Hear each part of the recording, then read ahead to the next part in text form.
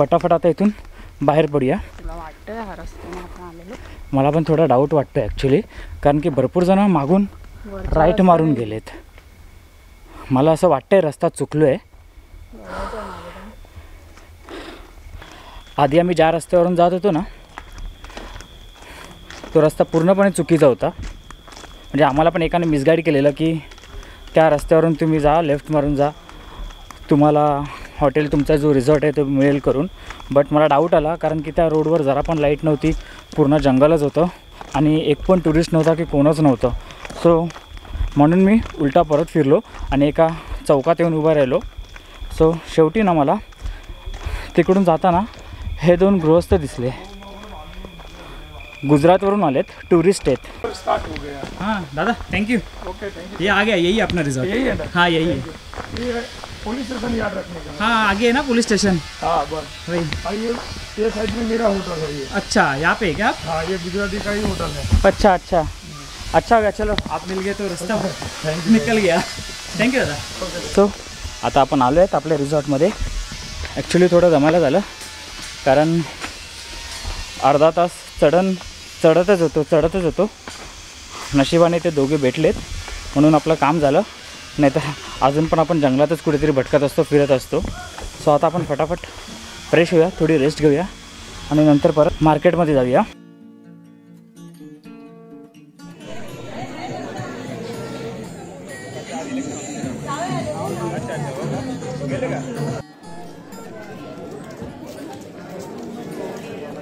So आता तुम्ही बघितलंच असेल माथेरान मार्केट, भरपूर दुकानं चालू होती, थोडीफार दुकानं बंद पण होती। मी ॲक्च्युली हे घेतलं शॉपमधून रिस्टबँड, 80 रुपयाला 2। ही शॉपिंग केली मी तिकडून आणि लॉलीपॉप खाल्लेत, हाका नूडल्स खाल्लेत, पण मी ते तुम्हाला दाखवलं नाही, कारण जर मी तुम्हाला दाखवलं असतं तुम्हाला पण भूक लागली असती, तेवढं स्किप करून टाकलं। आता मी जातो आहे आपल्या रिसॉर्टवर परत, कारण की आता वाजले आहेत 8:30 पावणे 9, मार्केट ऑलमोस्ट बंद व्हायला आलं आहे। पर जाऊया आणि ॲक्च्युली आता पाय दुखायला लागले, तर आपण रिसॉर्टवर जाऊया आणि थोडं चिल करूया, रेस्ट घेऊया। आता मी तुम्हाला एक गोष्ट सांगतो, जर तुम्ही इथे वन डे पिकनिकसाठी येत असाल माथेरानला, तर तुम्ही सकाळी लवकर या आणि 5-5:30पर्यंत तुम्ही जितकं एक्सप्लोअर करू शकता ना तितकं एक्सप्लोअर करा, कारण इथे ना संध्याकाळ म्हणजे काळोख लवकर होतो, 6-6:30 नंतर ते काळोख होतो, त्याच्यामुळे ना नंतर तुम्हाला बघण्यासारखं काहीच नाही आहे। आणि दुसरी गोष्ट, जर तुम्ही ओव्हरनाईटसाठी येत असाल ना, तर तुम्ही रिसॉर्ट किंवा तुमचं जे हॉटेल आहे ना ते असं चूज करा की ते हॅपनिंग असेल, कारण एकदा तुमचा संध्याकाळी 6:30ला काळोख झाला की तुम्हाला बाहेर फिरण्यासारखं काहीच नाही। जे मार्केट आहे तिथे तुम्ही जाऊ शकता, बट ते पण 9-9:30ला बंद होतं। सो तुम्हाला नंतरचा टाईम हॉटेलमध्ये तुमच्या रिसॉर्टमध्ये स्पेंड करायचा आहे, तिथे तुम्ही बोर नाही झाला पाहिजेत। सो एक गोष्ट लक्षात ठेवा, रिसॉर्ट हॅपनिंग असावा। आता तुम्ही हा रिसॉर्ट तुम्ही बघितलाच असेल किंवा याचे फोटोज व्हिडिओज तुम्ही आधी या व्हिडिओमध्ये माझ्या बघितलेच असतील। मस्त आहे, इथे ॲम्युनिटीज पण भरपूर आहेत, गेम्स वगैरे पण भरपूर आहेत। फक्त इथे मी जो रूम घेतला आहे ना तो मी स्वतःहून छोटा घेतला, कारण की मला रूमची काही लेनदेन नाही, मला फक्त इथे रात्री झोपण्यापुरतीच रूमही होती, बाकीचा मी सगळा टाईम माझा तर मी बाहेरच काढला आहे। सो सही आहे। फक्त एक गोष्ट लक्षात ठेवा, जर तुम्हाला तुमची ट्रिप हॅपनिंग करायची असेल, ओव्हरनाईट येत असाल, तर रिसॉर्ट चांगला चूज करा, बाकी सब बढिया आहे।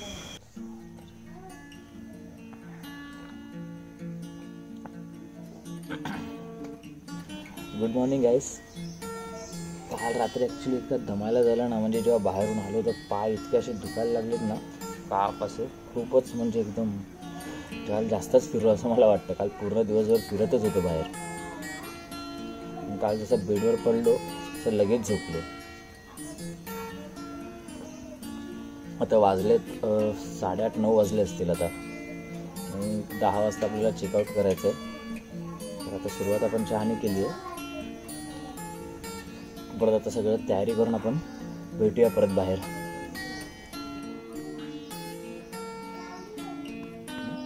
सो हॉटेलमधून जस्ट आता आम्ही चेकआउट केलं आहे। आता आपण जातो आहे कुठे? Echo point. हां, इको पॉईंटला इथून 15-20 मिनटाच्या डिस्टन्सवर आहे। अजून ब्रेकफास्ट पण नाही केला आहे, म्हणजे उठलो तसंच फक्त फ्रेश वगैरे झालं, आंघोळ वगैरे करून चहा प्यालो फक्त आम्ही। ब्रेकफास्ट पण करू, पुढे जर कुठे एखादं धाबा किंवा रेस्टॉरंट भेटलं तर तिकडे ब्रेकफास्ट करू। अजून एखादा पॉईंट आपण बघू वेळ असेल तर। कारण की आता परत नंतर आपल्याला मुंबईकडे निघायचं आहे. पण काल खूप चाललो, दमलो एकदम ना, म्हणजे पाय दुखायला लागलेत ॲक्च्युली. जर तुम्हाला सवय नसेल, तसं आपल्याला चालायची सवय आहे, रोज जॉगिंगला वगैरे पण आपण जातो, तरी इकडे चालून पण पाय दुखायला लागले. ॲक्च्युली रस्ता कसा खडबडीत आहे आणि चढण आहे मेन, त्याच्यामुळे मला वाटतं त्रास झाला असेल. जर तुम्हाला जास्त चालायची सवय नसेल तर इथे तुम्हाला ऑप्शन आहे घोड्याचा वगैरे, तो तुम्ही यूज करा असं मी तुम्हाला सजेस्ट करीन. नाहीतर पाय गळ्यात टाकून फिरावं लागेल. जाऊया इको पॉईंटला. मी पण कधी बघितला नाही ॲक्च्युली, मी माथेरानलाच फर्स्ट टाईम आलो आहे. सो बघू, सगळे बोलतात ॲक्च्युली इको पॉईंट चांगलं आहे. चला.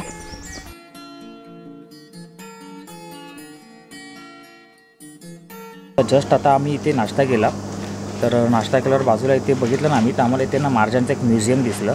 सो सगळ्यात पहिले आपण जाणार आहे महाराजांच्या म्युझियममध्ये. एक छोटीशी खंत आहे ती तुम्हाला मी सांगतो. हे तिन्ही जे पॉईंट आहेत ना, इको पॉईंट आणि म्युझियम, महाराजांचं म्युझियम आणि लुईसा पॉईंट, हे एकाच ठिकाणी आहेत. बट सगळे जो इथे जे टुरिस्ट येत आहेत ना, ते सगळे जात आहेत इको पॉईंटला किंवा लुईसा पॉईंटच्या इथे. संग्रहालयात खूप कमी लोक जातात म्युझियममध्ये. आणि एक गोष्ट खंत अशी आहे की जे म्युझियमचे जे माणसं आहेत, म्हणजे जे काम करतात ना तिकडे, त्यांना ना जे इकडचे टुरिस्ट आहेत त्यांना बोलवावं लागतं आहे की म्युझियमलासुद्धा व्हिजिट द्या करून.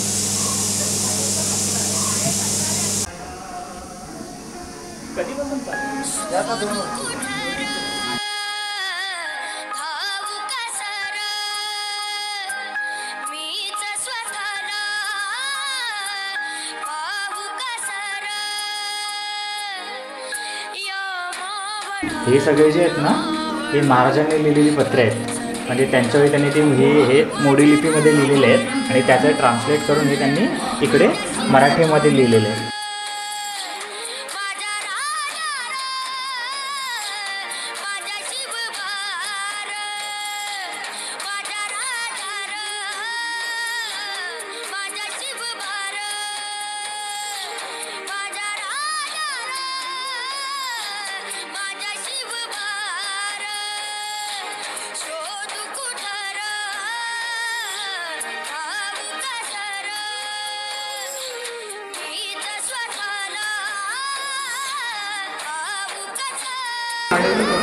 बघा मस्त. थँक्स त्याचे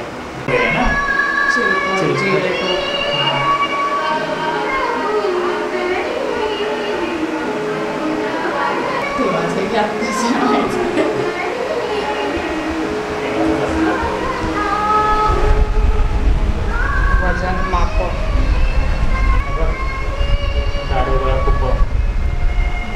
मस्त आहे. हे बघ अँटिक लॉक्स.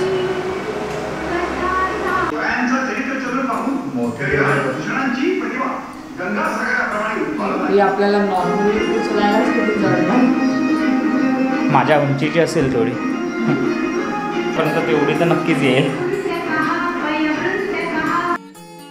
महाराजांचा इतिहास आहे बघा, एक नंबर आहे. बघा तर खुशाल बघण्यासारखे. कसं वाटलं? जोश आला? म्हणून सांगतो, जेव्हा कधी माथेरानला याल, या म्युझियमला नक्की व्हिजिट करा. इको पॉईंटच्या बरोबर बाजूलाच आहे महाराजांचं म्युझियम. शेवटी आपल्या महाराजांच्या वस्तू आहेत आणि महाराजांसाठी कधी पण कुठे पण आणि काय पण लक्षात ठेवा. आता आपण आलो इको पॉईंटवर. समोर बघू शकता तुम्ही. इको पॉईंट काय तर इकडून जे तुम्ही ओरडाल, जो आवाज द्याल ना, तोच तुम्हाला परत ऐकायला येतो. दरवेश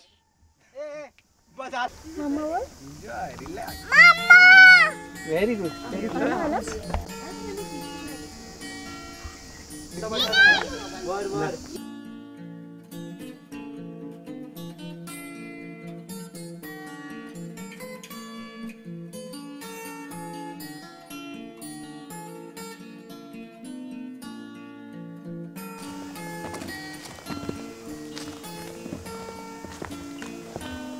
या लुईजाबाईंनी थकवलं ॲक्च्युली ना.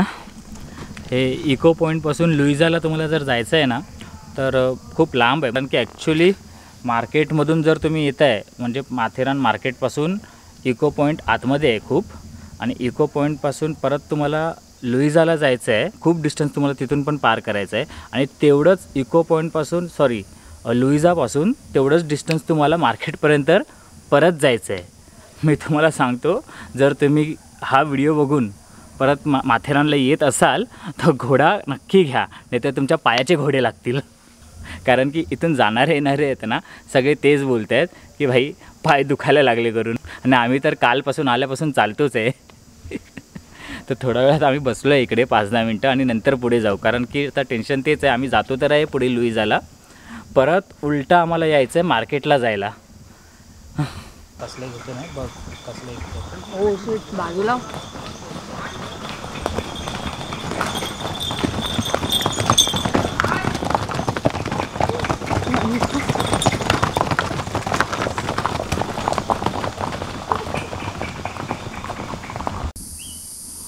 फायनली एकदा पोचलो लुईजा पॉईंटवर. पण ना लफडा एकच आहे की इकडे जेवढे पण जे पॉईंट आहेत ना, तिकडे जायचा जो रस्ता आहे म्हणजे जंगलातला जो रस्ता तो लय भारी आहे. चारी बाजूला अशी मोठी मोठी झाडी आहेत, सावली आहे, सुकून आहे, शांती आहे. बट एकदा की त्या पॉईंटवर आपण पोचलो ना की बघा फुल रखरखाट आहे, जाम ऊन आहे, थंडी पण ॲक्च्युली नाही, पण खरोखर खूप जास्त गरमी आहे. म्हणजे आम्ही एक्सपेक्ट केलेलं की डिसेंबरचा महिना आहे तर कडक थंडी असेल, पण यावेळी ॲक्च्युली थंडी नाही आहे जास्त.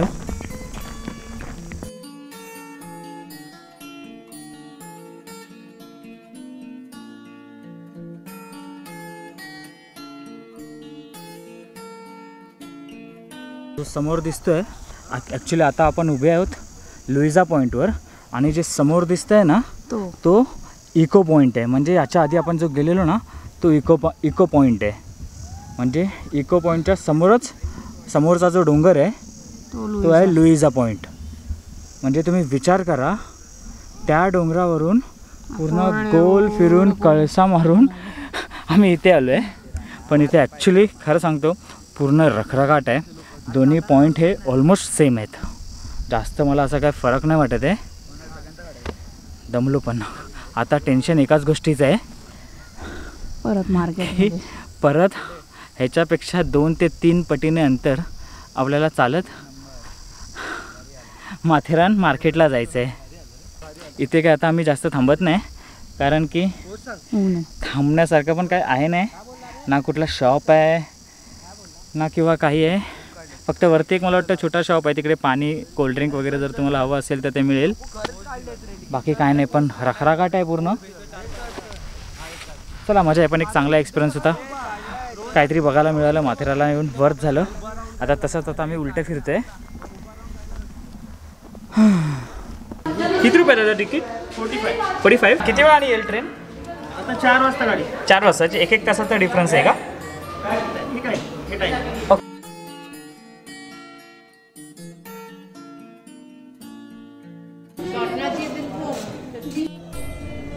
आली गाडी.